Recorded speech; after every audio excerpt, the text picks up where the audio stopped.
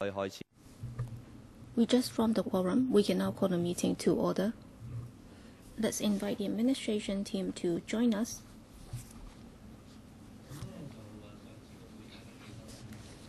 As members might recall,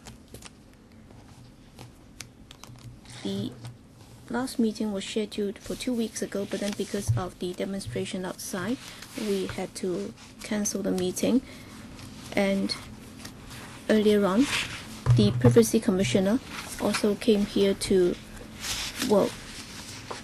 he also agreed to come and discuss the matter with us, but then during the past 2 weeks or so, the Privacy Commissioner said he's not available, and therefore we can now discuss with the administration, but then obviously there are other issues which might involve the advice given to us by the Privacy Commissioner, and in some of the administration's papers they also mooted the idea of moving further amendments. I don't know if they're going to move more amendments later, so we can discuss those together in a minute.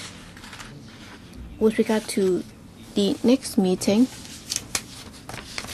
some members might have to leave early. Alright, the next would be the 7th of November. It's a Friday at 9:30. Both the administration team and the Privacy Commissioner will be available, as the Commissioner will have then returned. And on the papers submitted by the administration earlier on, let's take a look at them, and members are invited to focus on those papers, including paper CB bracket 2 1538/13 to 14 bracket 01, CB bracket 2 1580/13 to 14 bracket 07, CB bracket 2 1775/1314 bracket 03, CB bracket 2 2308/13 to 14 bracket 01, and CB bracket 2 2308 bracket 02. So let's invite the head of the e-health record officer from the Food and Health Bureau to walk us through the papers before the floor is open to members' questions. Thank you, Chairman. During the last few meetings, the administration has submitted further information papers afterwards concerning the papers that we have submitted so far. I'll go through them one by one, and then if members need any further clarification, I'll be happy to do that. Well, as members might recall, at the meeting held on the 13th of May, members asked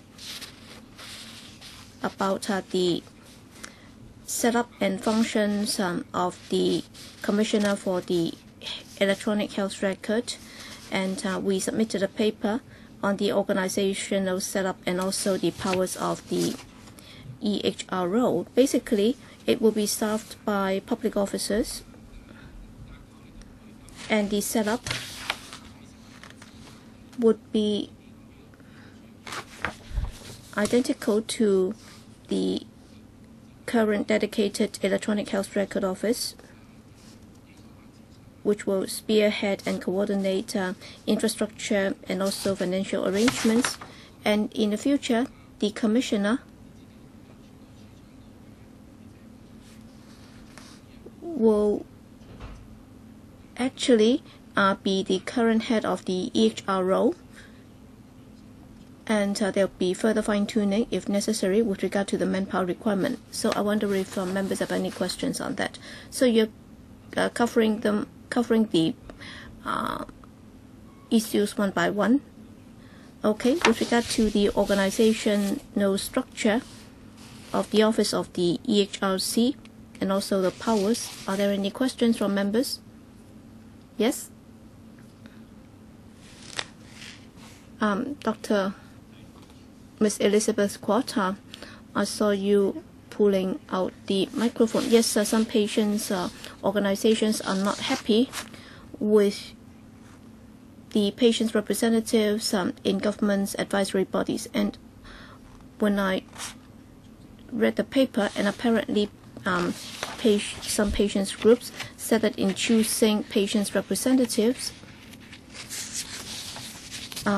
they question whether or not they are representative enough. So that's in one of their submissions. So what's your view?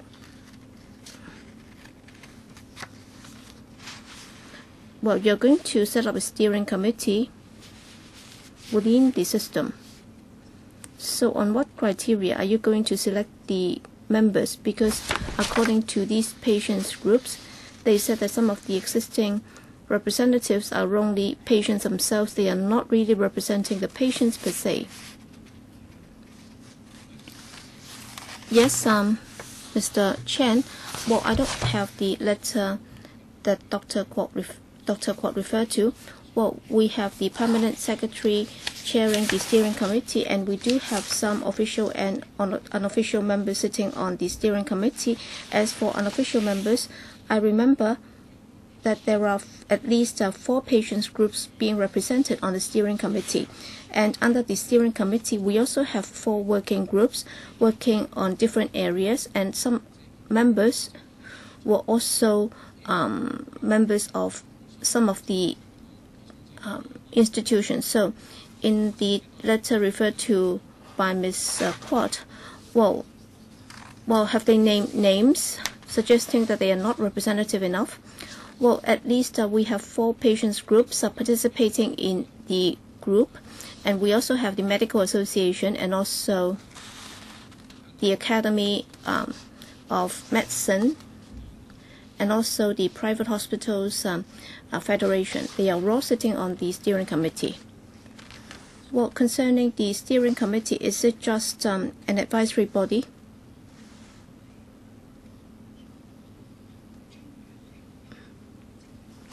As the commissioner has very broad powers, so when we look at some pieces of legislation, well, what kind of role will be played by the steering committee? Is it just an advisory body, or does it have powers and responsibilities? So apparently it's a steering committee, so I suppose it has the role of a coordinator. Is that right? Well, but then it says that it retains the same advisory structure as another committee. With regard to the EHR system and development, the steering committee will have to report on the progress, for example, on some technical issues, and also on the development of component structures and so on. So we do regularly report to the steering committee. You can also say that in terms of its nature, it's advisory in nature because it gives us advice and points to the direction that we should be focusing on.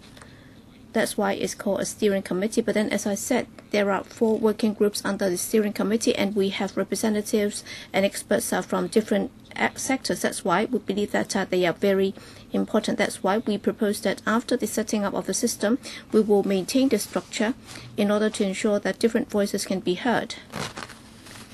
Can I understand a bit more from you about the steering committee? So in terms of the code of practice, that's very important for the operators. So with regard to the preparation and formulation of the code of practice, will the steering committee be playing any role? Because once the code of practice is out, does the steering committee have to approve it? And if it's not to be approved by this council either, then does it mean that the code of practice will just be formulated or compiled by the commissioner? Well, I think at the last meeting or a meeting before the last, we promised that with regard to the code of practice, after the privacy commissioner has discussed the privacy issues with us, we will come up with a PowerPoint presentation on that. So I'll just go through that briefly. Well, given the importance of the code of practice, the draft will be submitted to the steering committee for vetting. And also, if you look at the steering committee and its working groups, indeed we have representatives from the IT sector and also from the medical sector as well as the patients groups. They will be the stakeholders, and they are in a position to tell us whether or not the code of practice is good enough. That's why we will be consulting it. So at the next meeting, with regard to the terms of reference of the steering committee, can you give us a copy of that so that we will know exactly whether or not it has the powers and responsibilities to vet and approve your code of practice. Yes, sure. Indeed, you haven't got the members yet. Well, we have one, and that's Mr. Lee, right? And we will be monitoring the development of stage 2 of this project. So you'll be asking the steering committee to come up with the terms of reference. So you'll be submitting the terms of reference for the future steering committee to us, right? Yes. But then for the point made by Ms. Quat, you will have to think about it on the representativeness or otherwise of the patients groups, because there are queries out there.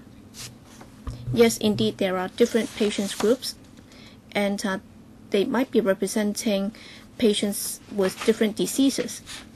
So you will have to think about it, and you will have to brief us again as to how you're going to invite them to join. Or would you just casually invite a few of them to join? I don't think that will be done that casually. So you will have to tell us the criteria, the procedures under which you'll be inviting them to join in order to avoid any conflict or controversy. Do make sure that they are representative enough. Yes, if you look at the Alliance letter dated the 20th of May, their complaint was pretty strong. I think it's easy for us to register a group. Well, one person or one individual can register it, but then does it mean that it's representative, or several people can form themselves together and then form a group? So how do you assess their representativeness or otherwise? So you will have to come up with some guidelines or criteria in determining if an organization is representative enough or not.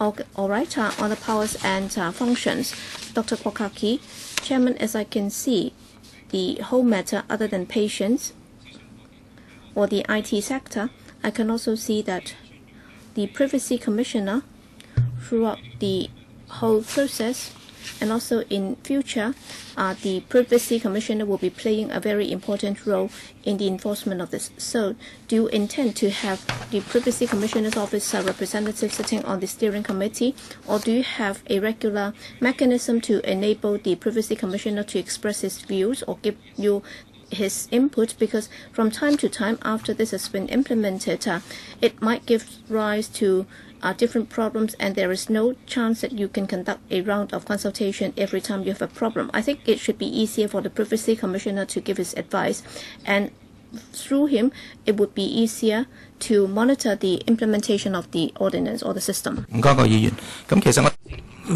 No, as we said earlier, there is a steering committee. There are 4 working groups under that. One of them studies privacy and security issues, and the Deputy Commissioner will be formal members. Now, in drawing up the bill and on ways to protect privacy, the PCPD's colleagues gave us their views, and most of them have been incorporated, and 6 points have not been incorporated, and on that letter has been written to us. And so Privacy Commissioner's representatives does sit along with us, and that is before the system starts to operate. So he wants the design of the system to be a good one.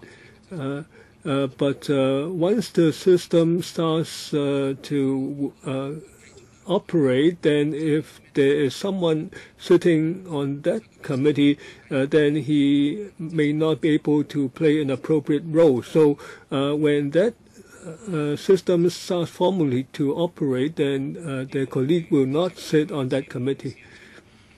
So the next time we meet with the PCPD, we can raise this issue. Of course, we understand his difficulty, but now, apart from law enforcement, I think he believes he would want to submit his views directly in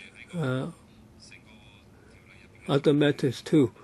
So I think in the operation of the bill, his role is quite important. Will the Secretary note this about whether his role will be preserved in the committee? Any other questions? If not, we have completed our scrutiny of the first document. The second document, this is with regard to questions by members on the 19th of May, what will be covered in the Stage 2 of the Electronic Health Record Program. And we explained the historical background, and that is initially in 2008 when we started public consultation, and when we asked the Finance Committee for funding in 2009, we explained that it's a 10-year program, and the first stage is for the first 5 years, and we've got the money for that. We have done the four basic tasks. That is the core infrastructure, hardware and software, and we have to standardize terminologies for use.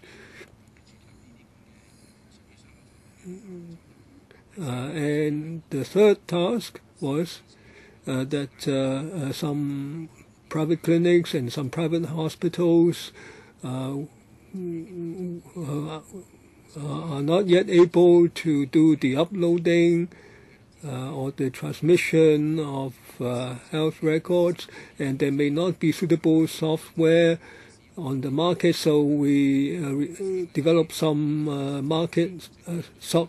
develop some softwares that they can use, and then finally we will submit a legal privacy and security framework for members to scrutinize.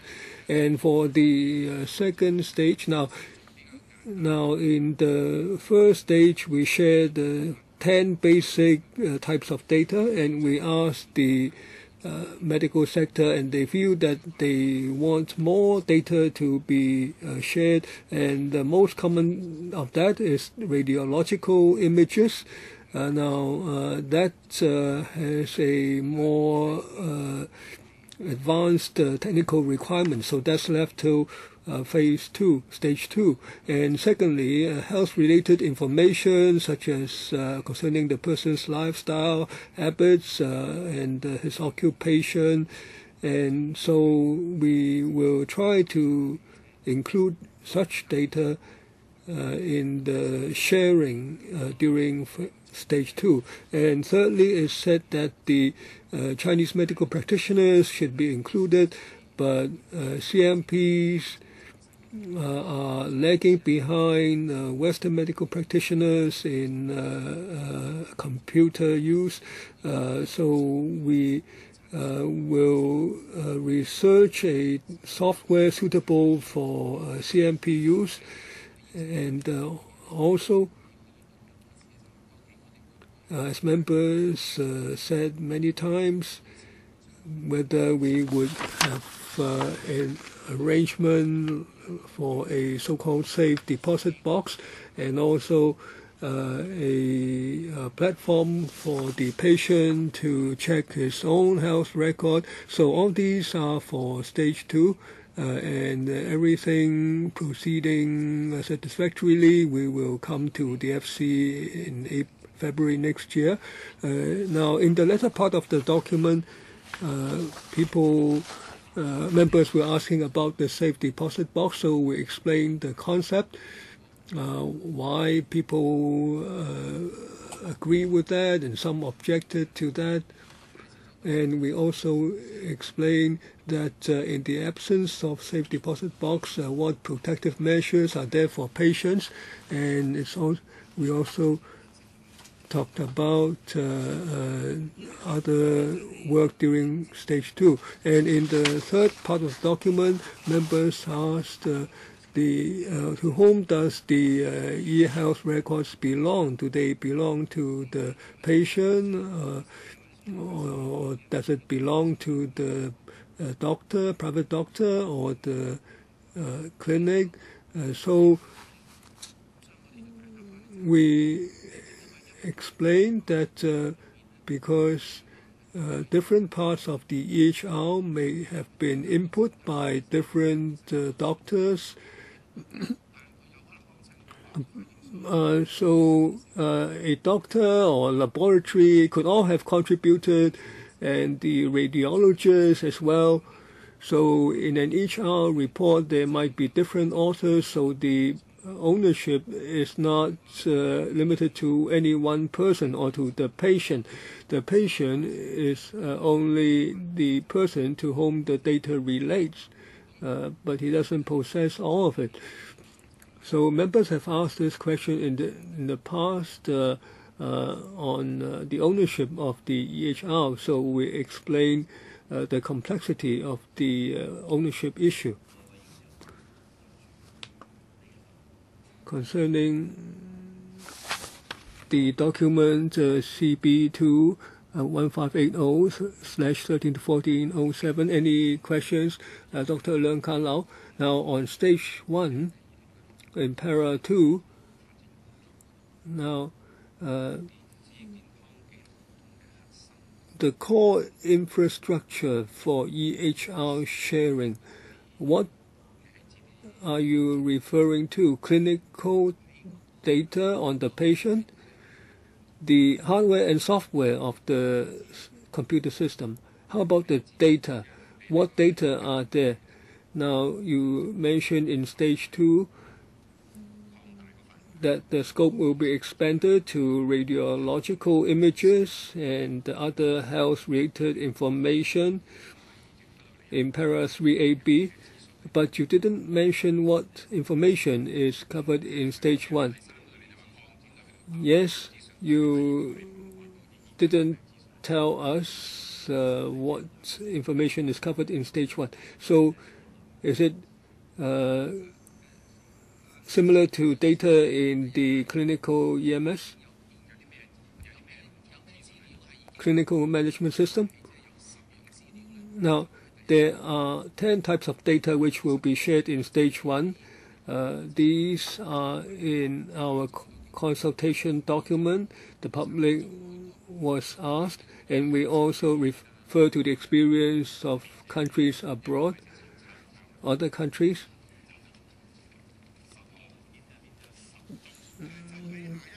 It's in the next document, para 5. That is 1775/13-14,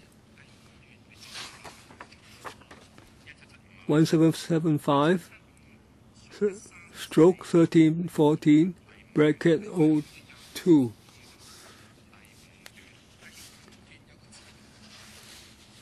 Para 5, scope of sharing. There are only 9 lines. 1775.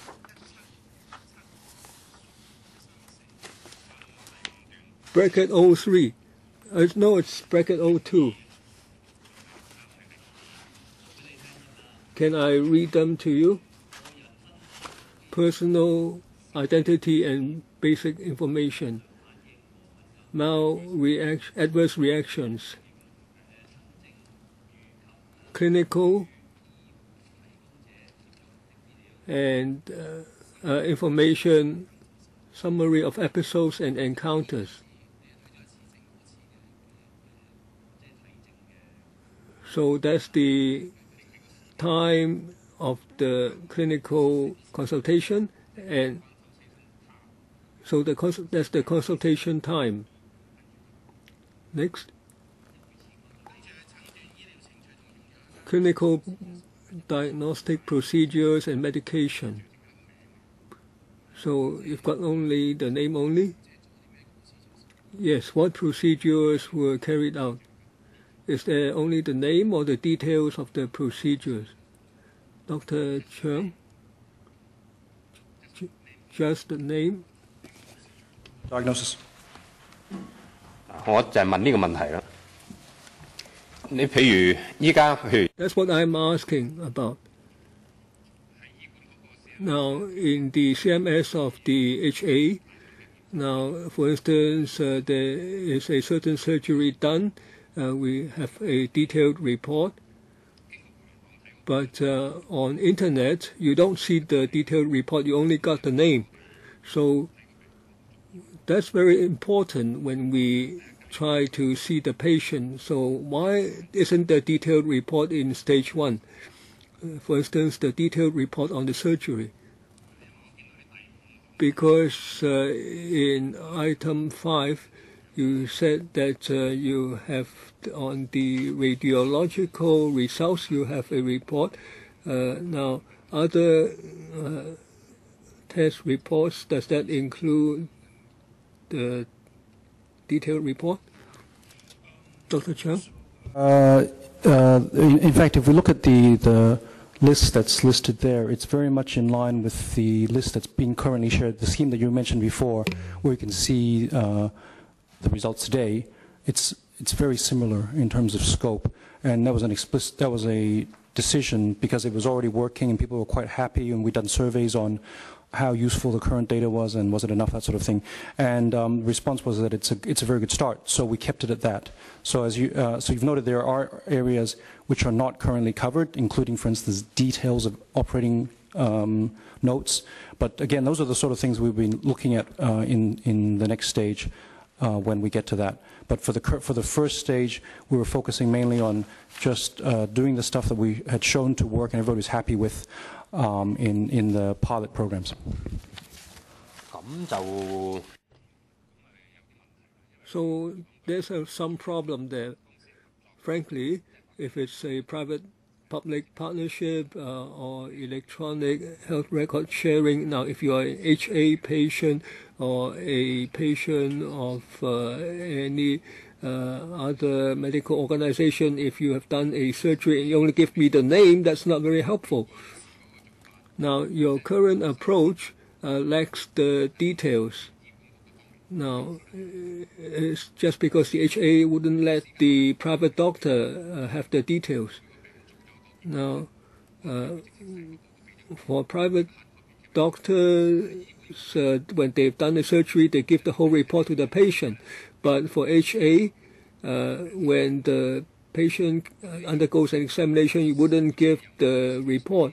And in the system, you wouldn't disclose to others outside. So what's the reason? You understand what I'm talking about?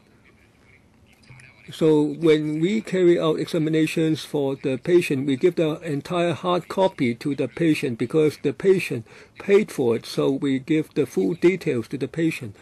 But for the HA, we don't give the detailed report to the patient. And you also wouldn't disclose the information in the current system. So the current approach is because the HA is not willing. So why do you maintain this closed approach?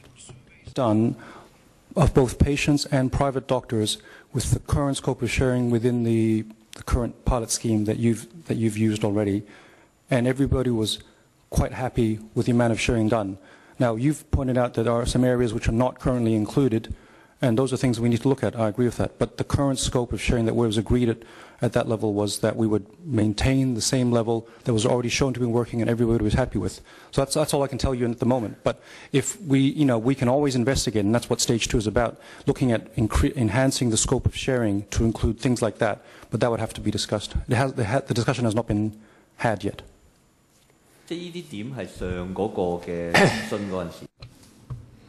So that was decided earlier on, is that right? Yes, Dr. Leung? It depends on how you define how we are happy to accept the current package. All right, if you ask me, the more information that I can get, the better. All right, with regard to the information that has been disclosed, if you ask me if I'm happy with that, then yes. But then does that mean that I cannot ask for more? Because the more information that can be disclosed, the better. Because you're talking about some testing results, and examination results, you talk about radiological images and so on. There should be a detailed report, for example, for any blood test. If it's been confirmed that about the white blood cell count and so on, or if we can get the figure and also ultrasound scan. So within BHA, they'll be able to see exactly the same report. But then under the current system, we would be informed as well. But then with regard to the medical history of the patient, if we want to know more, for example, if we were to decide whether or not they need further surgery, then we need a detailed record of not just the name of the patient, but how his earlier operation was done. Well, for colon cancer, we might need to know exactly how many tumors there were. And also, we would also have to look at where the tumors were located and so on. So such information would be of critical importance. So how come on this occasion you're not prepared to provide the information under the system? What you're noting is that there would be other parts of the medical record which would be useful if shared. Now, I have to agree with you on that. But again, that hasn't been done yet. We haven't gone through the process of discussing the additional areas which need to be looked at and the technical work that will be involved in sharing that. So that has to be done. And certainly, I mean, even if, we go live with the current scope, it certainly doesn't mean we can't add things on. The system is designed on on an extensible basis. So these things need to be looked at. And as we proceed, I'm sure we will be looking at other areas for useful sharing.你喺第三段嗰度亦都冇列。Well, in point 3 of the paper, you haven't got the information there as regards stage 2 of the program. Because in para 3, you just refer to this paper, and in para 3, so what's the number of the paper? 1580. You talk about stage 2 and the target to be achieved under stage 2. So that has not been listed out. You haven't told us that you would be prepared to release the information in stage 2. Well, we are talking about stage 1. That is the first year, the 4 areas of work, and we have explained that number 1, we have to establish the core infrastructure, and second, we will have to standardize the terminologies, and number 3, we have to introduce the clinical management system adaptation and on-ramp softwares, and number 4, we have to develop the legal privacy and security framework. That's the most important task in the coming year. As to what Dr. Leung just said, you believe that it's very important that we set out that in stage 1, upon its completion, all right, we can now roll out the structure so that we can share the information, but then what kind of information will be shared? We have set out in stage 2 that after the system is up and running, so for the first 9 things that will be shared, we will be talking about adverse response and so on. But then Dr. Leung, of course, you suggested that some laboratory test results and also for some findings, well, under the pilot program, you haven't been able to access the full details, but because the HA would only allow you to have access to some brief information. But then we have set out that there would be 12 types of information that will be shared. But then in stage 2, we're going to add other information. For example, in stage 1, we would not be able to release the radiological images and so on, and also lifestyle of the patient, and also occupation, long-term care and treatment plan and so on. Those would only be released in stage 2. But then if you're of the view that for laboratory test results, well, if too little information is contained therein, then can that be included in stage 2? Yes, of course, we can take a look into it. How come in the first stage you're not able to release the information? Because for stage 1, so you're talking about something 5 years, something that will only happen 5 years down the road. In 2019, I think it's very simple because I'm also working with the HA on a part-time basis. So if I access the information within the HA on operation or surgical records and also colon disease records and so on, I'll be able to access such information while I am in HA. But then when I'm doing or working as a private practitioner, I'll not be able to have access to that. So how come that's not available to the private practitioner. The reason why we have access to such information when we are working with the HA, you understand that that's very important, because that would be very important in treating the patient. But then after we have gone out in private practice, we will be denying access of such information. So while you're trying to share your information, why are you not allowing the information to be made available to the practitioner? Because this is very important when it comes to patient care. So whoever is taking care of the patient will need to have access to such information. Why are you not prepared to release the information? Well, in stage 2, we are talking about stage 1 and stage 2. That is during the first 5 years, and the second 5 year, what needs to be done. So that's what we have set out in in the first stage. We talk about the basic tasks, core infrastructure, and so on. And Dr. Leung was asking about the information to be shared during stage 1. You said that there was some inadequacy. So Dr. Cheung might be able to supplement. If you think that there are areas that are not adequate, we may be able to beef it up a little bit during the first stage. The reason that the current scope is set the way it was because we're taking reference to the existing pilot program, which had been running for a number of years. So everybody is very comfortable with that. Now, we do have, under the various working groups that were mentioned earlier and under the steering committee, we do have groups who specifically look at what types of data need to be shared. And so at the moment, they were discussing the initial scope, which is what we've already talked about. But those committees will continue, and we will look at the new scope. And when we say there are other things to be added in stage 2. That certainly does not preclude, for instance, endoscopic reports. Now, what will have to be done was we would go through those committees and discuss from a healthcare point of view which things they think are important and prioritize those, and then we'd look at the technical aspects and what would need to be done to enable that data to be shared. Because the one thing it's not automatic. Just because you can see it in the HA, using the HA system with the HA EPR and everything, that's a totally separate technical platform from the EHR. Data has to be transferred from there to here to allow EHR users to see it. So work has to be done. And work has to be done in accordance with the plans that are set out under the steering committee. So there is certainly a mechanism to discuss what you're asking for. And the other thing is, the phase 2 was planned to be a 5-year plan. But once phase 1 is operational, the deliverables of phase 2 don't have to wait until the 5th year. So it's not like nothing will be released until 2019. If some of this, extended data can be finalized and people can work out how to do it, then it can be done, as it becomes ready, which means it could be, in the first year, second year, so forth. So it's not necessarily everything only has to wait another 5 years to be expanded. I don't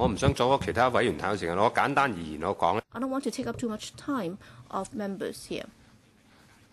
But then I hope that at this stage 1, that you can release certain information. And basically that should already include what is accessible within the HA system. At least, I refer to certain things, for example, surgical reports, and also endoscopic reports, and also some general clinical follow-up records. Well, for clinical follow-up consultation records, every time when a doctor sees the patient, what kind of progress has been made, he would jot down some notes as to the progress that has been made. I hope that that could also be included, because in terms of taking care of the patient, such information would be very important. I think the difference is that Dr. Leung would be looking at it from the medical point of view, and he believes that such information is very important. But then, according to your response, what you would like to do most is to follow the existing pilot program. So I think going back, there are 2 issues here. Well, during the first stage, technically speaking, if you were to make this change, would that be feasible? Because the program might not be able to allow for that. So technically, is that feasible? Well, even Dr. Leung suggested that that be done, but then technically, is that feasible during the first stage? And second, going back to your point, how come the scope was defined in such a way that you would only be looking at the PPI-PR and the scope under it instead of something else? But then we are just going after the responsibility rather than taking the matter forward. I think let bygones be bygones. So I think there is no point going after who had in the first place decided on the scope of the pilot scheme. So in the first stage, if you were to include the information proposed by Dr. Leung, is it feasible? Because as a doctor, you're asking Dr. Leung to pocket it first. So, Mr. Chen, well, during the first stage after the PPIR, well, in the paper, we talk about the 9 types of information which would be most important and most needed. That's why, on top of the 9, if you were to have item 10s, 11s, and the 12, then that may have to wait till stage 2. Technically speaking, it's not feasible, right? Because you may have to use different formats to transmit the data. That's why it might not be feasible in the first stage. And if you were to include further details in the first stage, that might include different formats. And according to Dr. Leung, well, right now, even if you have a laboratory test result, you only have the simple result, whether it's positive or negative. You don't have the detailed report. So it has to do with the degree of detail to be included in the report. Well, I'm not sure. With regard to the 9 types of information released by the DHA under the pilot program, how detailed they are, well, some might think that they are already very detailed. And also, what kind of technical consequence can that lead to? Well, Dr. Cheung and his team might need to go back and look into it. So can you provide some supplementary information to Dr. Leung as to the different types of report? Will they be able to serve the purpose of enabling a doctor to take care of his patient adequately? Well, I think you're just cooking up with the information that will be needed with your imagination. No one apparently knows exactly what is needed in taking care of a patient. You told us that the committee would be discussing that, but then none of the members are here, and none of you have direct experience in taking care of any patient. Is that right? So my question is very simple. All right, you have some reports, for example, for a colon cancer patient. Originally, I was finishing.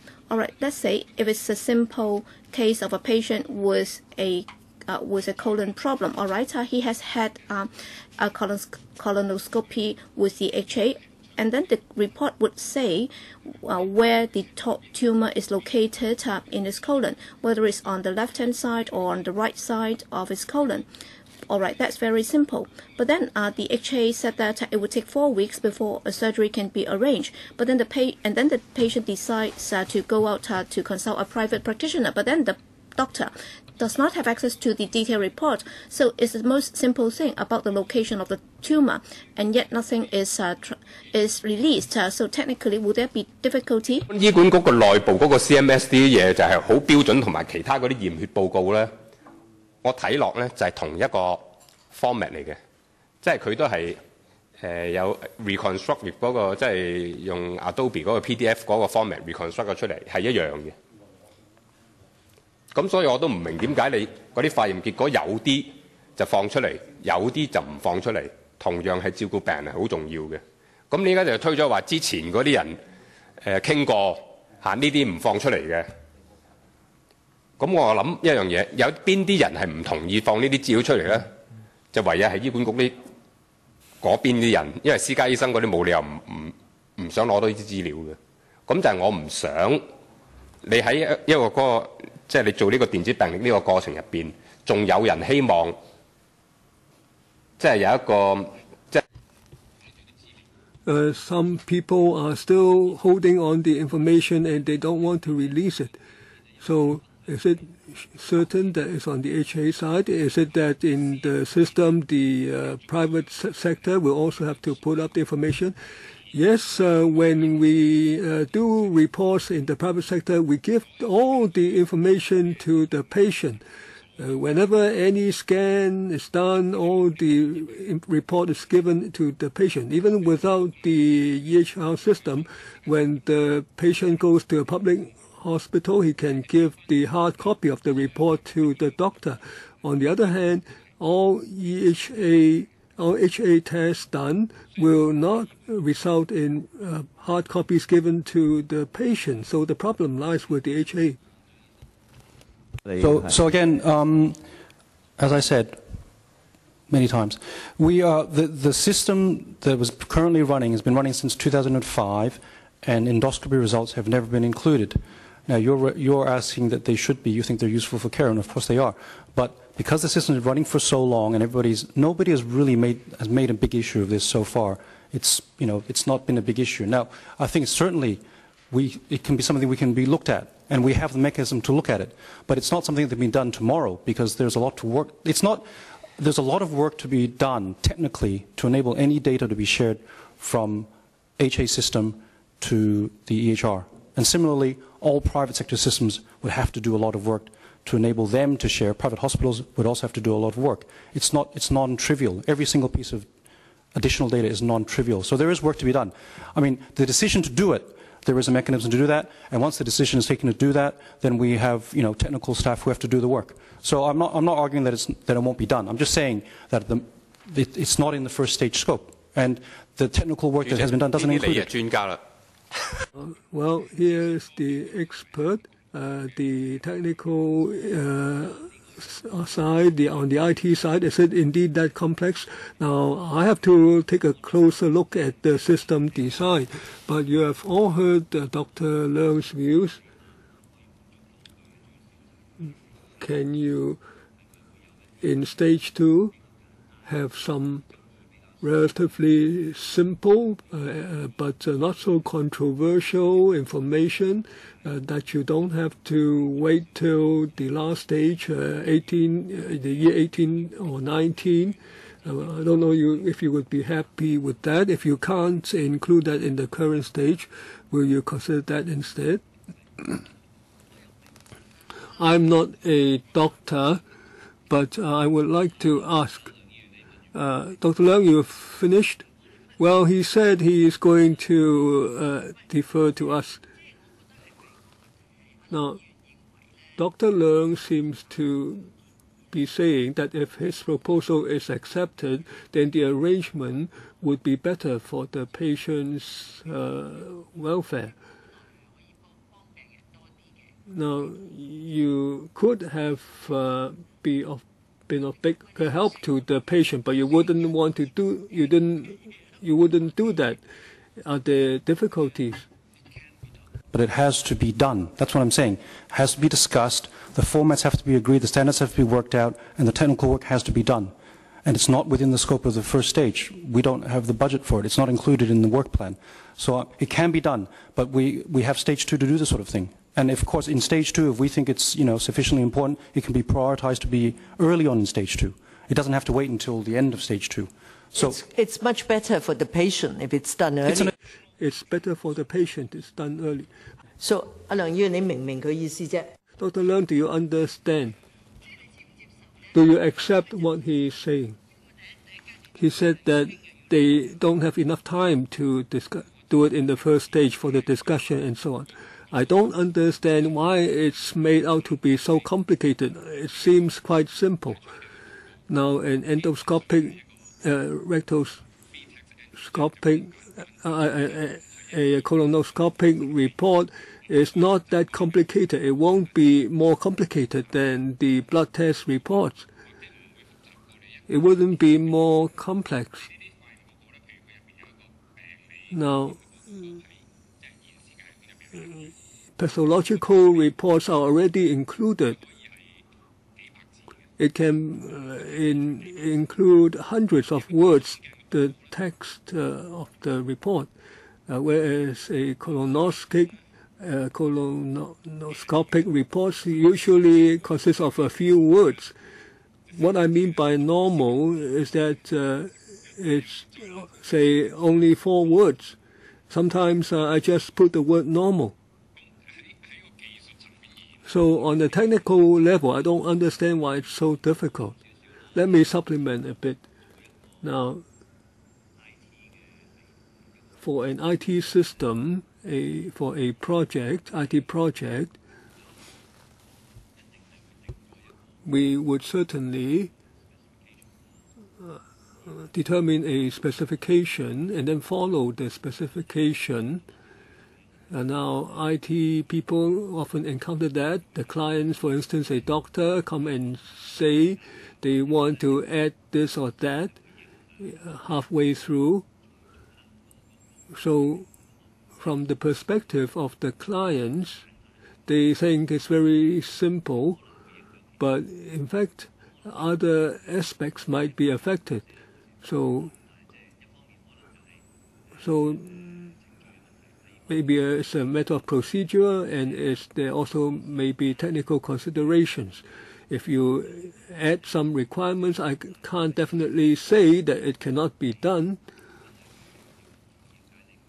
We haven't really gained the details, understanding of your system design. But so that's the problem they face. Unless we have an in-depth understanding, whether it's just inclusion of a few extra words. Now, people in our profession cannot give a definite yes or no at this stage. But we often come across clients who come up with new requirements that they want to add into the specification, into the design standard. So that's a difficulty that we often come across. Perhaps the administration can study the issue and tell us more clearly if you are going to embark upon it. Technically, is it that you cannot at this stage? And can you give us an explanation so that Dr. Leung can find out whether it's really not feasible or whether it's a matter of procedure? Of course, procedures are important too. If they haven't consulted I can't be absolutely sure. Now, Dr. Leung wants all the information to be opened up, but some private hospitals might not think the same way. Now, I've spoken more than I should as a chairman. Perhaps you can supplement us with some information to answer this question. Chairman, I think we can provide supplementary information to explain, firstly, why we selected the 9 types of information and what's the scope for each type. And if Dr. Leung or other members or other medical professionals raised items 10, 11, or 12, of course we can add that. That can be done in stage 2. Now, but what's the priority and the extent of the information, how detailed it would be? Is it just a summary? The format, the coding might be different as a result, and time and resources would be involved. So the experts would have to think about that.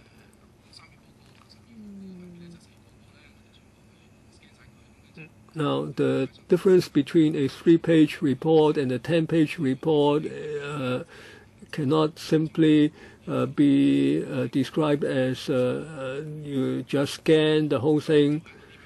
Now, maybe I've spoken too much already as a layman. I will supply some supplementary information next time. Now, please explain in detail in a document next time why it's not feasible right now. How long would you require to deal with technical issue?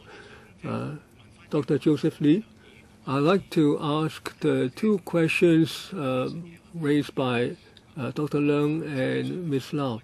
I don't know whether it's technically feasible if the text is several hundred words, whether it can be done. Now you said that you selected 9 types of information. At this stage of EHR, you selected these 9 types. You use the present approach.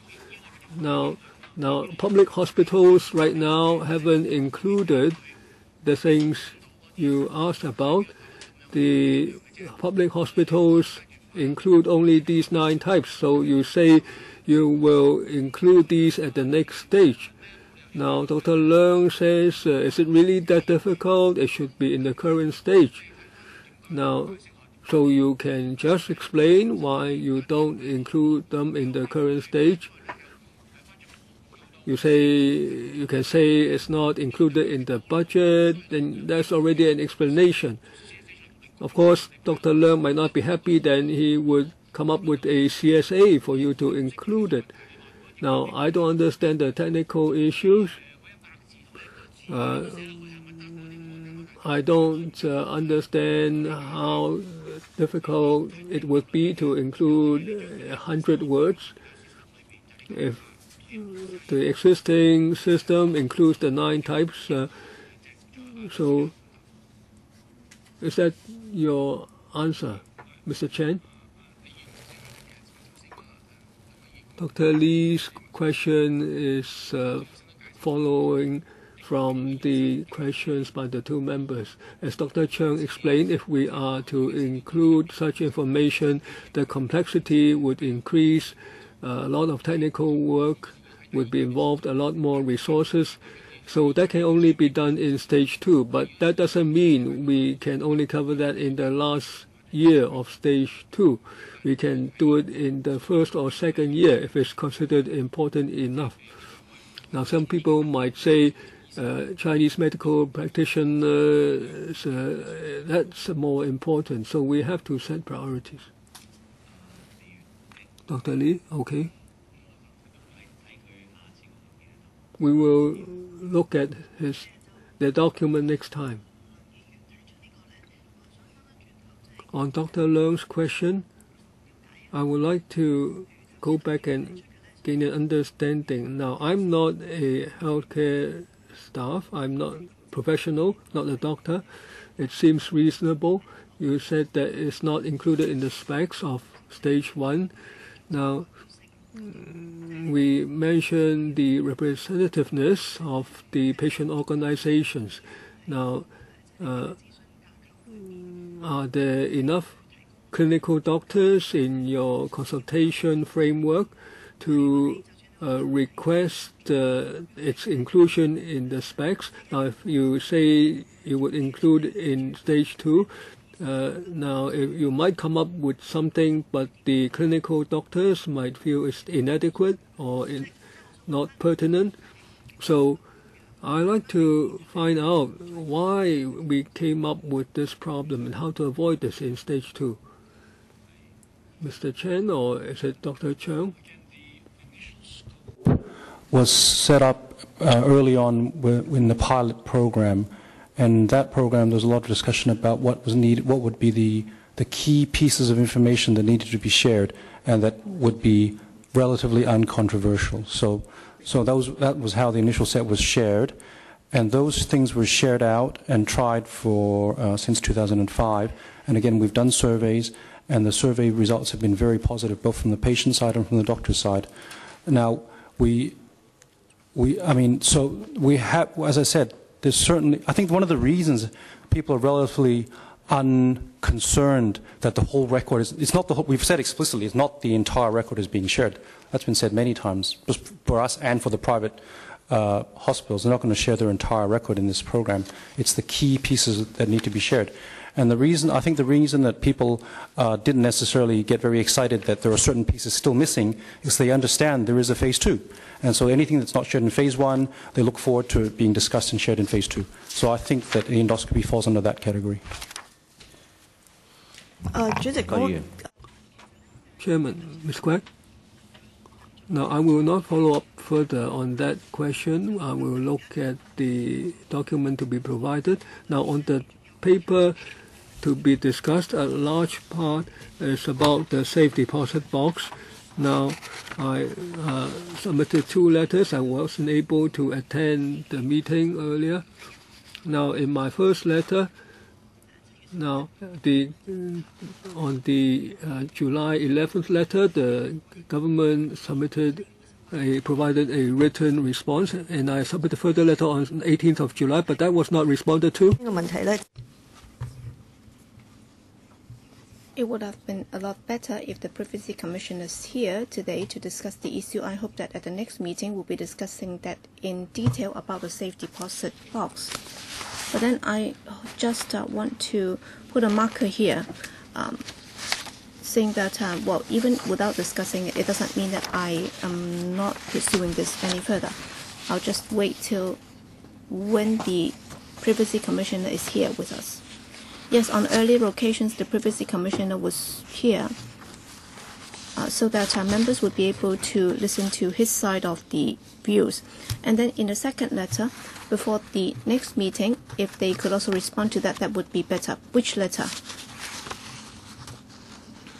So if the administration can give us a written reply to the second letter, then that would be better.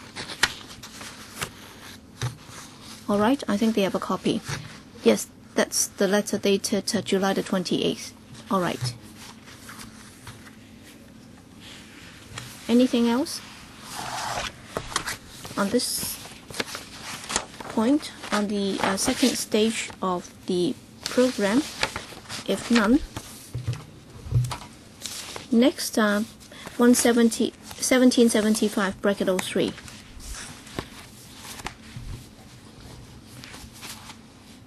So we're finished with we are finished with 1580, right? Yes. We are now on the third paper.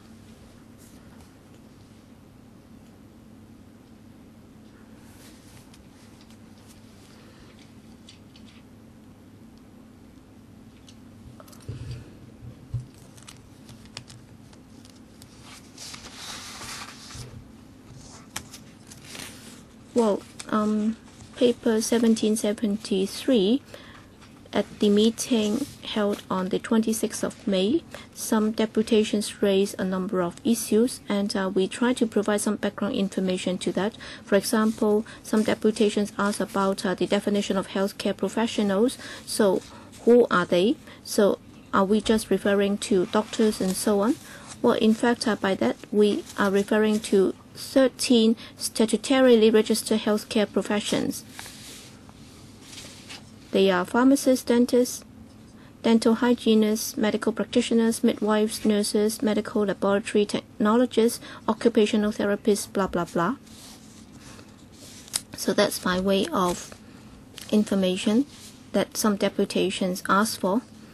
And some colleagues and deputations also asked if CMPs could also participate. In fact, under the current definition, CMPs are included. So long as they can meet the requirement that they have been registered under a statutory regime, and if they are qualified, then they can join. But then there are two things that the CMP will have to do. That is, they will have to standardize the Chinese medicine terms.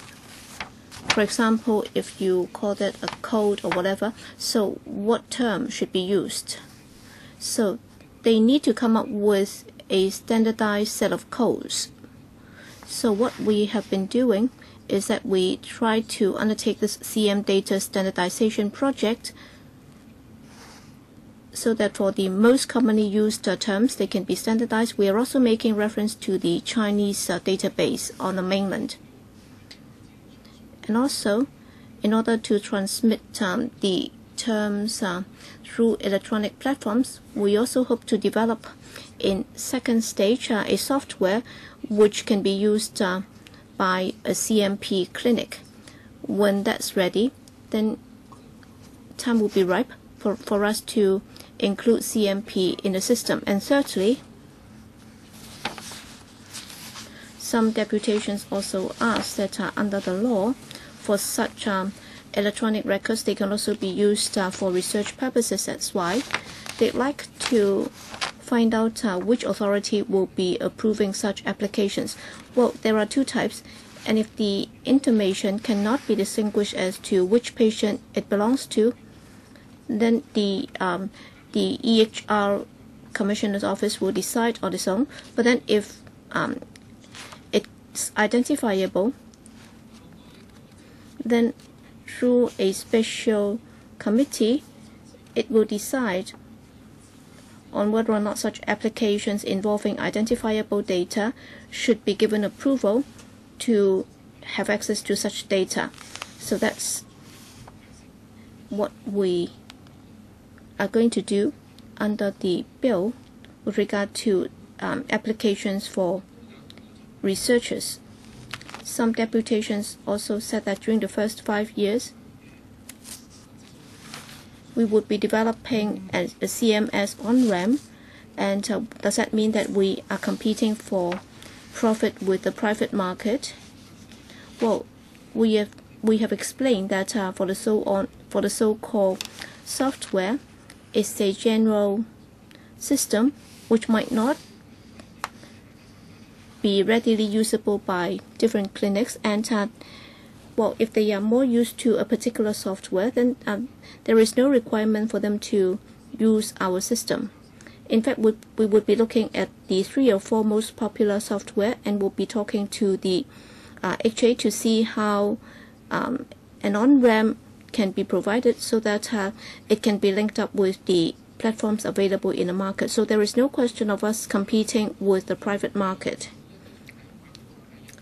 Some groups also asked if a fee will be charged, and will it be very expensive. Basically, a basic administrative cost will be charged, and as the information will be given in an electronic format, the fee will not be very substantial. And some deputations also said that in the second stage there would be a patient portal so that the patients can have access to their own information online.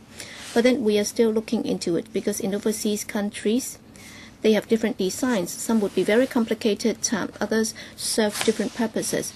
For example, they can help with the consultation and also the provision of medical information and so on. So we'll see what we can do in the second stage. Finally, some IT sector representatives also asked if the system can also help with the training scheme. Well, we will help the SMEs to understand how our system works, and therefore we might provide some sort of training to them. So that covers more or less the broad ideas that have been expressed. Some also asked if a patient can request that certain information be withheld from the system. Well, that has to do with the privacy issue. I think next time when the Commissioner is here, we can discuss that. And some also asked that for the moderately or mildly mentally handicapped, will they be defined as the mentally incapacitated persons under the Mental Health Ordinance? Well, we have checked with the Mental Health Ordinance, and they would be within the definition of the mentally incapacitated if they are mildly handicapped. And for applications for research, well, yes, we have an EHR research board. Some said that the composition is not very clear. It only says that there will be 10 members, but then who are they? Well, we plan to come up with a committee stage amendment saying which sectors they will have to come from, which professions they will have to represent. Finally, some said that they would have difficulty identifying the offences that would arise from the bill. We have now provided a summary table setting out the new offences under the bill. That's in Annex 1. The scope is pretty broad because that's in response to the views made by the deputations. Yes, Ms. Elizabeth Quat. Yes, I'd like to refer to the point about CMP. I'm glad that you are going to develop a software for the CMP clinic, and that will also facilitate the storage of information by CMPs. But then I understand that the HA has already got softwares that can be used by CMPs. So are you going to develop your own CMP software, or would you be working with the private sector, and will there be a training and publicity program so that there can be more collaboration between the CMP and you? And will there be a subsidy program to help CMPs to make use of such electronic records? Second, I'd like to go back to an earlier point about the IT sector, which thinks that if you continue to develop the on-ramp, actually they would be adversely affected.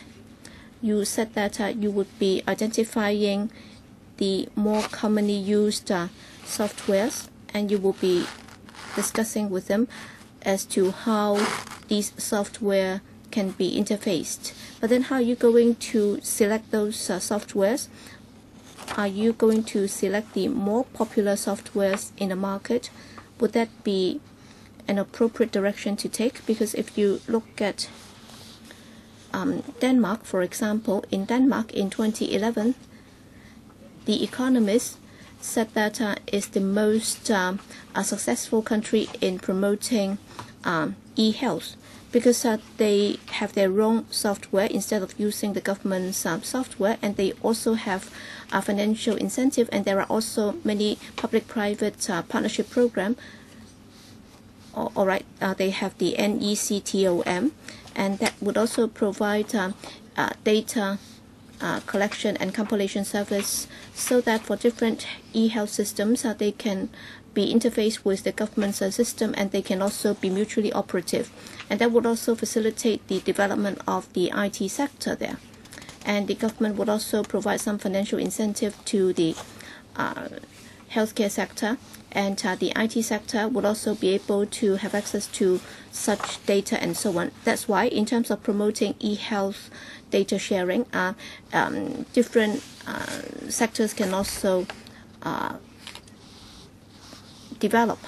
So I hope that you can learn from their experience. Instead of just playing the role of a software developer, you should promote API so that the market can have interfacing standards and also data compilation service. And you should also roll out programs so that the healthcare sector and the IT sector can work together in order to enable everybody to have more room to develop, so that there'll be more softwares available for use in the future. If you just identify a handful of them, then the smaller ones will not be able to survive, because those few ones will be monopolizing the market. Yes, Mr. Chen. Yes, I understand that several matters have conducted duty visits to Scandinavia. Well, please feel free to share the information with us, because that would be of great reference value to us, and we'll be very happy to consider those.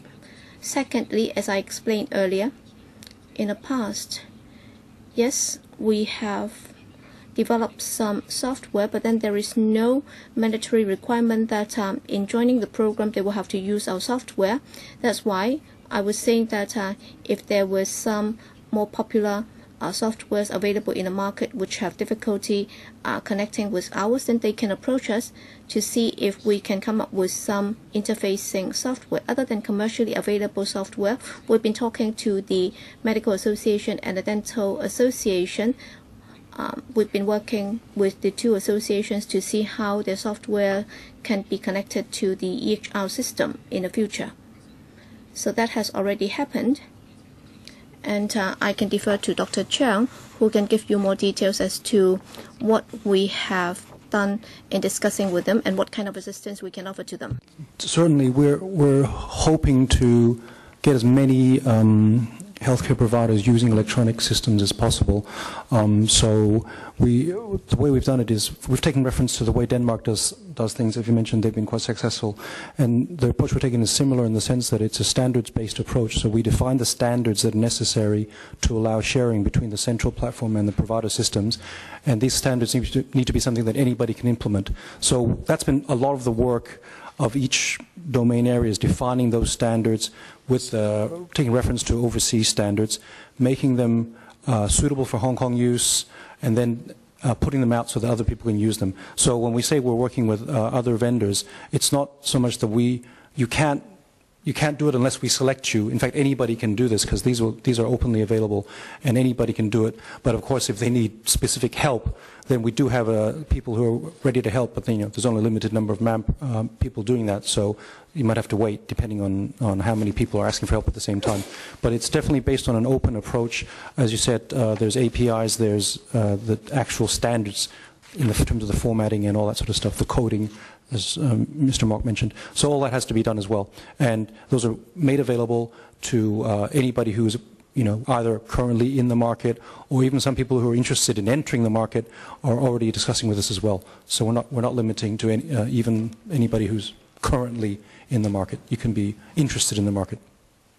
主席，聽到張醫生咁講，當然 heard from Dr. Cheung that is an open approach with regard to the whole sector. Of course, that's very nice. But I also noted that right now, although it can be opened up, Dr. Cheung said that they have limited manpower and there's a lot of work, so everyone cannot be accommodated altogether at the same time. They have to queue up.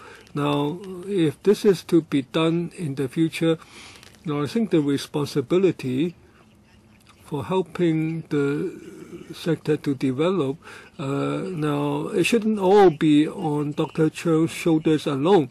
Maybe like in Denmark, they should have an intermediary organization called MECOM to help the trade in this sharing endeavor. So you can have more ready help for these people. And Dr. Cheung mentioned the standards and the API. Now, do they already exist in stage 1, or are they only intended to be launched in stage 2? Chairman? Now, on Ms. Quack's question, I'd like to supplement a bit. Now, Dr. Cheung said just now, maybe that can be explained further. Now, if the API is entirely open, why is it that you still need some manpower to assist individual companies to connect to your system?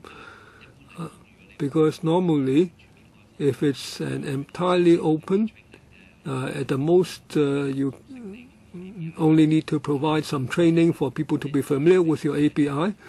Maybe you're talking about training, but if once people have completed the training, then your staff will not be needed. Or is it that you need to provide some testing or other assistance to confirm that the system can connect to your own? Certain standards have to be reached before they can join the scheme. Otherwise, an open API would enable people to work on their own once they learned your system. So, in principle, there shouldn't be too much assistance required. So, do you need to allow more manpower? Now, you shouldn't be talking about selecting a few firms. If it's an open API, it should be totally open. At the most, you will need just to provide some certification or authentication. Now, you can charge them a fee for the authentication of that firm's product. Now, of course, the lower the fee, the better, and this can be a user pay principle. This will help the trade. This intermediary role, should it continue to be under Dr. Cheung, or there should be a dedicated department to be in charge of that? Because Dr. Cheung already has a lot of work already. If there's not enough manpower, Now, it's a major system. It's not very simple to connect to. Now, whether a certain body is set up or should it be outsourced to some external body of organization. Now, can you answer this and other questions? Thank you for your concern about our workload. Very, very kind. I think, Chairman, you actually hit it quite on the nail there with your description earlier. So certainly we have to teach this. The trouble with this type of system is that there's very little experience in Hong Kong actually sharing of health data apart from basically my team within the AHA. There's not much has happened elsewhere in the private sector, so there's not a lot of knowledge and experience. So certainly we need to provide training, and we have an ongoing program of training, technical level training. The other difficulty, I think, is because the nature of the data itself is actually quite complicated, and it has to be very exact because this is health data and the quality of the connection is very important. So it's not just a matter of you following the exact, format standards. People have to understand that if you put the wrong thing in the wrong place, it may look okay technically, but it's still wrong clinically. So we still have to look at it from a deeper point of view than a normal API because it's to people's lives at stake. So certainly there's that. And as you said, but the standards are out there. It is open. So if someone, if they had some background in this and they understood it well enough, they could certainly do it. They certainly do. But then again, you're right, we would have to actually test it because there's certain security things that have to be passed as well as these sort of tests that have to be done. So there is a certain process there, but we're trying to make it as efficient as possible that we can reach the largest audience. I don't think we've hit a stage where people want to learn more and they haven't had access. We haven't seen that yet. So I think at the moment we're coping well enough. If it does turn out that lots of companies want to get involved and they don't think they have sufficient support, I think that would be a problem. But that hasn't happened yet. So I mean, it's a thought we could look at it in the future, especially if more companies get very interested in doing this. But again, certainly we're proceeding the way you recommend. It's open as far as possible. You could actually learn it yourself and just go ahead and do it. You'd still have to go through the testing at the end because that needs to be certified. Now, to answer Ms. Quek's question, now for the Danish approach, it's done by another organization. That can be an option to consider in future. There can be application of the user pay principle. Now, that company might do it on a commercial basis. Now, very often, you can also charge a fee, but still you need the manpower. Now, I'm not very familiar with the Danish approach, but now you seem to be saying that in stage 2, should everything be developed by HA in-house now, or can it be just a project manager and outsource the work to others and be only play the testing role at the end? Now, so in stage 2, there might be some change to the mode of work because Dr. Cheung's team is already working very hard, and even in stage 1, we outsourced certain things. It's not all done in-house. It depends on the situation and the nature of the work. Now, in stage 2, say Chinese medical practitioner, that may be something new in the market. Now, what are the softwares available in the market? They might be on inventory control, business operations, rather on Chinese medicine terminology. Now, I don't know. Before we embark on it, I think we can study whether we can do it ourselves or outsource it. Chairman, now the government is not very familiar on this issue right now, so I don't think we can get a full answer. Now, I would be glad to provide information on Denmark, etc. I hope the administration can study the Danish mode. Now, we may not adopt the approach in the entirety, but it can be of a very good reference value, and it can be a direction for our development. Maybe we can discuss that next time. Now, we see that very often it's government behavior, but then it's exported. Now, when we went to Denmark last time, we didn't look at this matter, but we saw that that was their approach in other areas. So it can be done in the future in Hong Kong, and we can look at the data information provided by Ms. Quack, and maybe at the next stage this can develop so that we can have a good synthesis of IT and medical work. Now, on the CMP or Chinese medical practitioner system, now I'd like to supplement that I've looked at some CMP systems or softwares in Hong Kong. I've looked at Hong Kong and mainland systems. They are already quite mature in clinical applications. Now, if the government is to develop a new one of their own, I have reservations. I think the government should study the softwares already available. Now, the administrations, they are not IT professionals here. Perhaps the medical sector and the IT sector can cooperate in the development of the EHR sharing system. For instance, it can on the development committee for the EHRSS, there can be people from both sectors studying the softwares available on the market, what should be the future directions of development, so that efforts are not duplicated.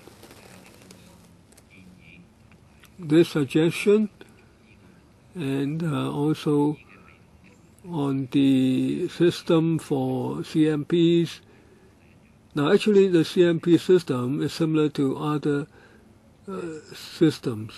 Now, as I said, now we talked about the software for CMPs. We are going to do that in stage 2. I'm not very familiar with the CMP systems currently available. I don't know whether they are really very professional on the clinical side. Now, we have to be very careful in looking at what's already available in the market and can just simply be adapted. Now, we will certainly adopt this approach. We will not try to reinvent everything ourselves.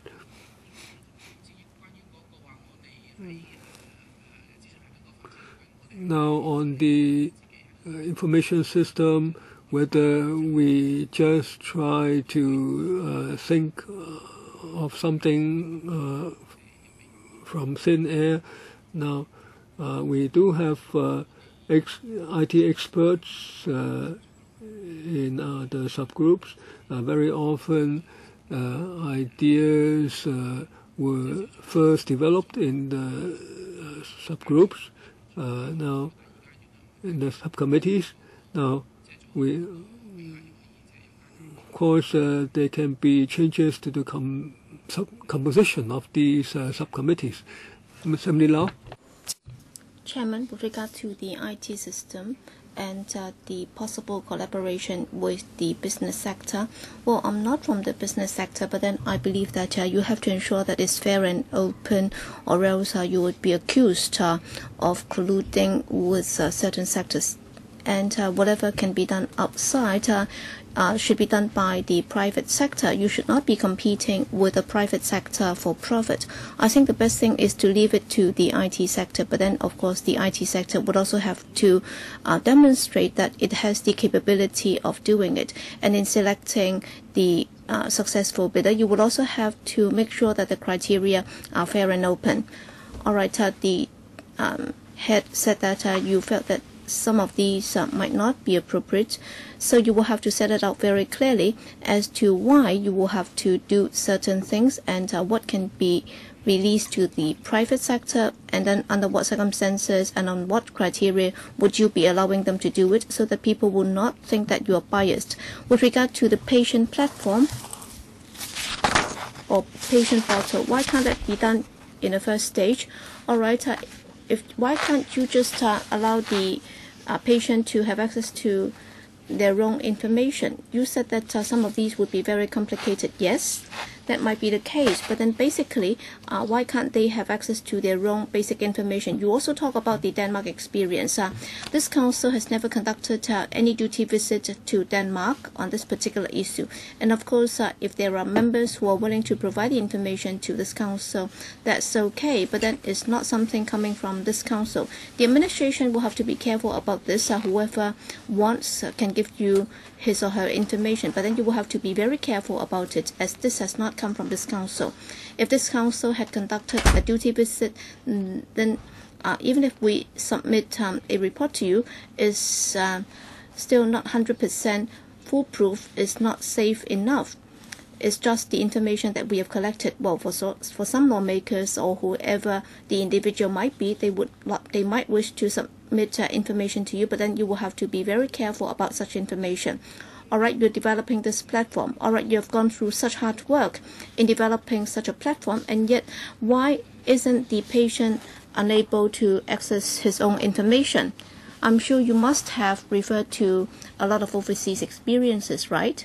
You must have done a lot of research, so can you explain why that cannot be done?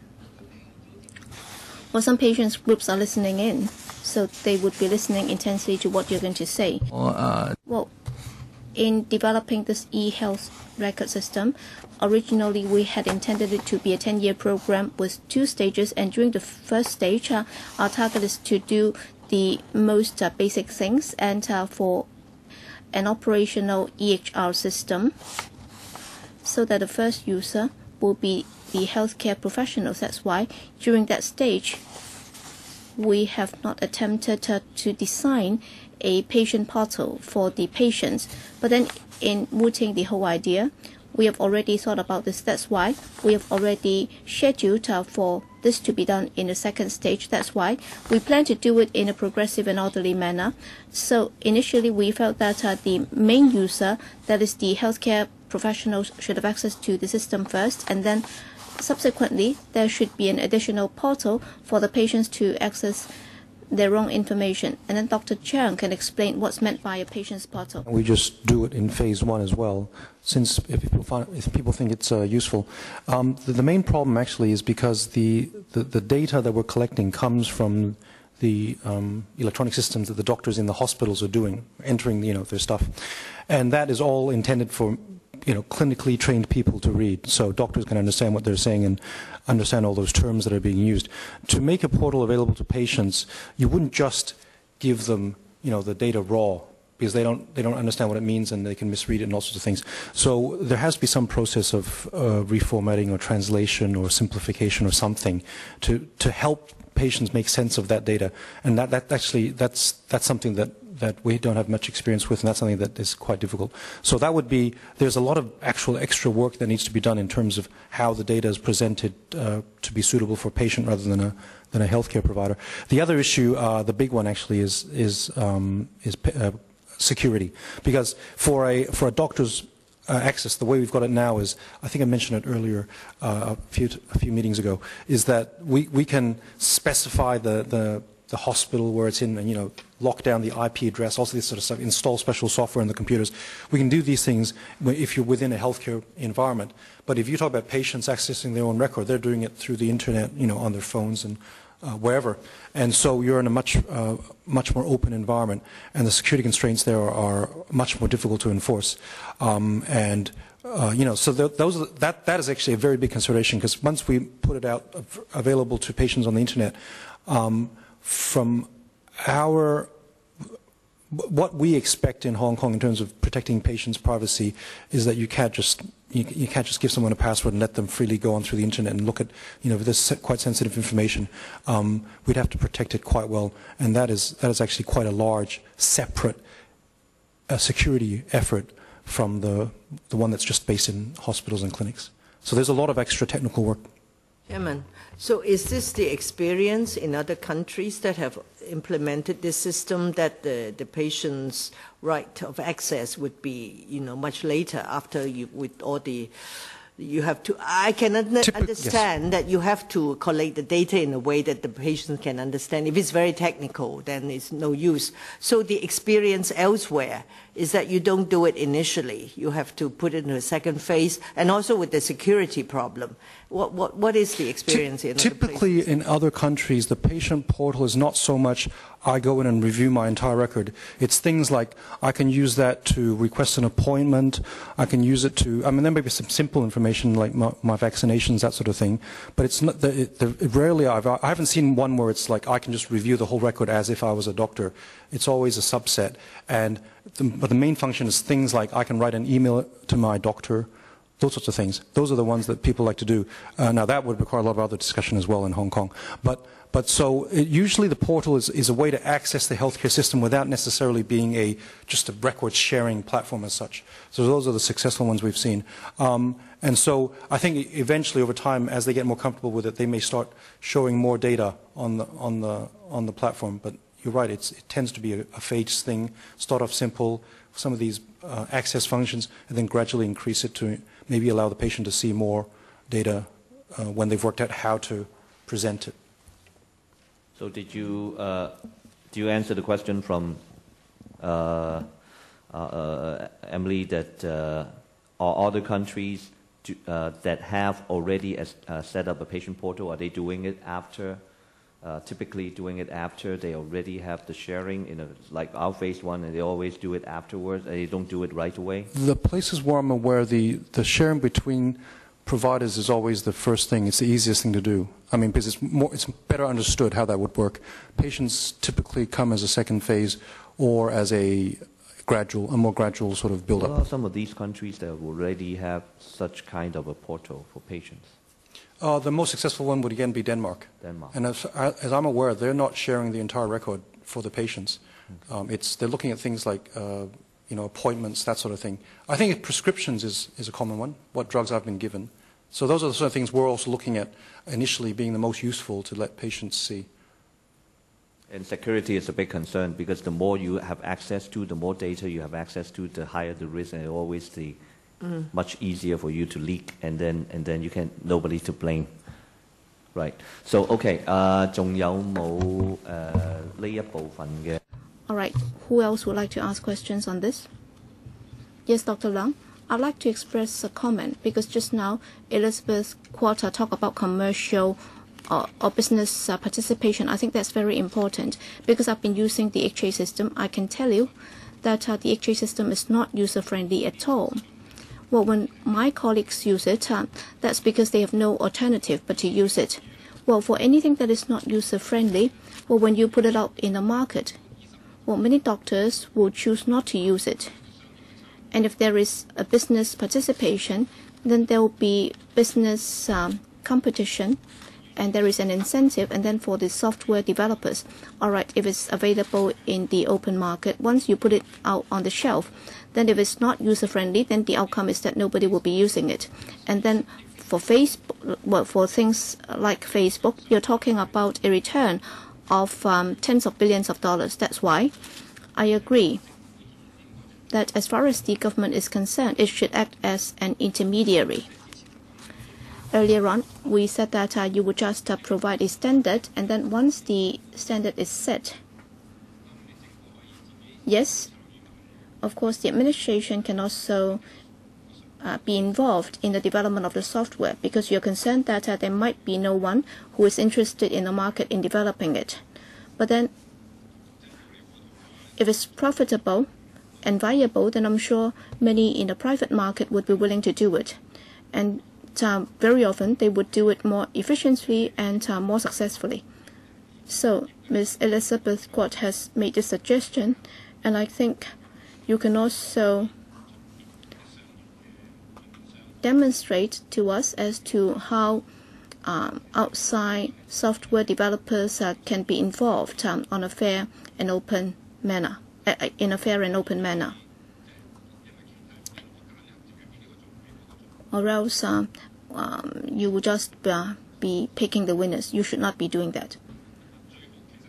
I think the best thing to do is to stipulate in the law that you will have to provide such access. In fact, a few years ago when we applied for funding from the Finance Committee, we've been told that we should not be doing it ourselves. And in the end, some members actually share Dr. Leung's views. It's not about outsourcing it to the software developer. All you need to do is to provide some basic information. It's an e-patient record system. All you need to do is to provide some basic information. And then by the time the user is using it, i.e. the healthcare professionals, well, on the system as to how it should be formatted and how that should be structured and so on, well, the software does not have to be done by you, the government. Well, the EHR is a core system. It's not the CMS itself. I haven't seen it. I haven't seen anybody knocking on my door selling this software to me. And for the software that my clinic is using is the Medical Association's software. But then when I try to access the XJ system to search patients' records, I will have to use the PPI because the two cannot be mixed or cannot be used together.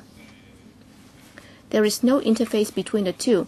All right, you refer to a pilot program. I don't understand why I have to use two different sets of software. So in the future, you may have to procure a system. Well, they said that they would be working with the Medical Association, and then if you look at the Medical Association's software, theoretically, it's a collaboration project, and that's therefore, I should have been able to access the information using the Medical Association's software. But then this ideal situation has not taken place, and what I've seen is that well, for the government software, well, they've done their own software, and I haven't seen a third-party developer developing such software and selling it to me. Maybe next time when you respond to the point made by Ms. Elizabeth Quat, you can also sell out as to which softwares are available in the market right now. All right, they've knocked on our doors. Well, when they try to access our system, they will have to develop a system. So whoever is interested in developing such an on-ramp software, are you able to disclose which parties have approached you? Well, it may not be appropriate for us to disclose the names of the companies. The ones who are certainly the most popular in the market, we're already in discussions with. And as I mentioned, there's others who are not even in the market. Both. Okay. Mainly, they're working for the hospitals and in the private sector, both. So now anything to follow up? Not on this side. Now we have 15 minutes more, but there are only Dr. Leung and me. Well, the other members went over there. We have one more document after three have been discussed. Now, if Dr. Leung does not object, now just follow up. It's not in the four documents. On the June 16th meeting, I raised one issue. I asked the registered address. Does the computer has to be at the registered address before the EHR can be recorded? That is, can I take the computer home? Now, I don't know whether it's at that meeting or the next meeting. The administration said that the registered address is purely for registration only. It doesn't mean that one has to link to the system at the registered address. Now, the minutes of meeting of the Secretariat and then the response document after the June 16th meeting, that was not, this matter was not mentioned. Now, on the Secretariat's minutes of meeting, it said that the form has not been decided, but it hasn't been mentioned whether it is feasible. We can say more clearly it's possible. The address is merely for registration, the address of the clinic where the data is accessed. That's different. Now that should be made clear now on how we are going to make use of the system that has a major impact. So maybe we'll leave the fourth document to the next time or an appropriate time, because the Privacy Commissioner might come at the next meeting, so we may go back to the agenda of the previous meeting. Thank you.